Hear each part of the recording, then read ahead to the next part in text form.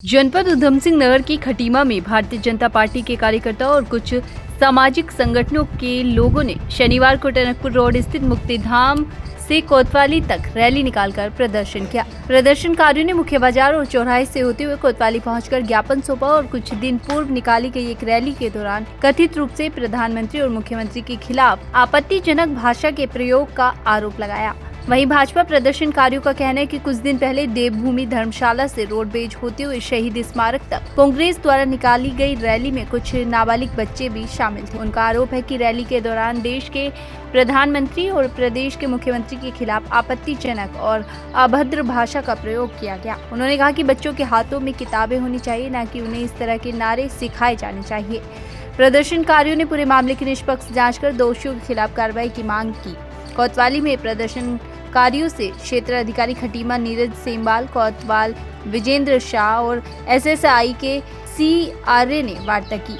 इस दौरान खटीमा सीओ नीरज सेमवाल ने उन्हें आश्वासन दिया कि पूरे मामले की जांच की जा रही है। यदि जांच में किसी व्यक्ति द्वारा आपत्तिजनक भाषा या गाली गलौज किए जाने की पुष्टि होती है तो उसके खिलाफ नियमानुसार कार्रवाई की जाएगी। खटीमा से माया शंकर की रिपोर्ट। तंत्र के चतुर्थ स्तंभ कहलाने वाले सभी पत्रकार बंधुओं को मेरा प्रणाम। और आज आप सभी लोगों की यहाँ पर बात को, विषय को अपने चैनल के माध्यम से रखने आए हैं, आपको साधुवाद। जैसे कि आप सभी को ज्ञात है कि कुछ दिन पूर्व इस खटीमा में, जो खटीमा पूरे प्रदेश में वीरों की भूमि के नाम से जाना जाता है, क्योंकि 1 सितंबर 1994 में किस प्रकार से हमारे पूर्वजों ने अपना बलिदान देके इस प्रदेश को मांगा, उन्हीं का रक्त हमारे अंदर चलता है, उन्हीं के बच्चे हैं।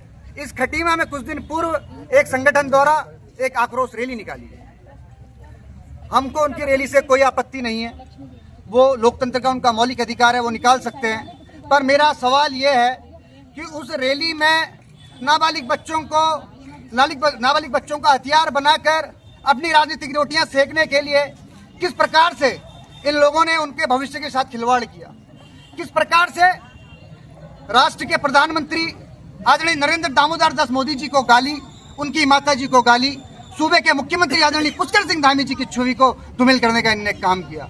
आज हम इस प्रांगण में, तांत्रिक देश है और प्रत्येक व्यक्ति को अपनी बात कहने का अधिकार है, लेकिन वो बात सार्वजनिक अगर प्लेटफॉर्म से कोई बात कही जा रही है किसी जुलूस के माध्यम से, तो उसका तरीका एक अनुशासनात्मक होना चाहिए, डिसिप्लिन के साथ होना चाहिए।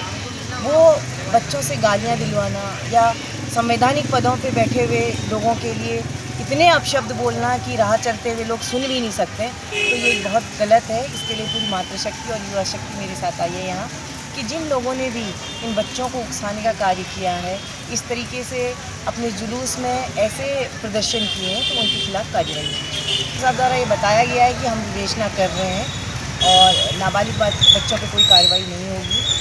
और उन्होंने जो आश्वासन दिया है, उन्होंने 1 हफ्ते का टाइम मांगा है कि 1 हफ्ते के अंदर अंदर हम आपको पूरी जानकारी इसकी देंगे।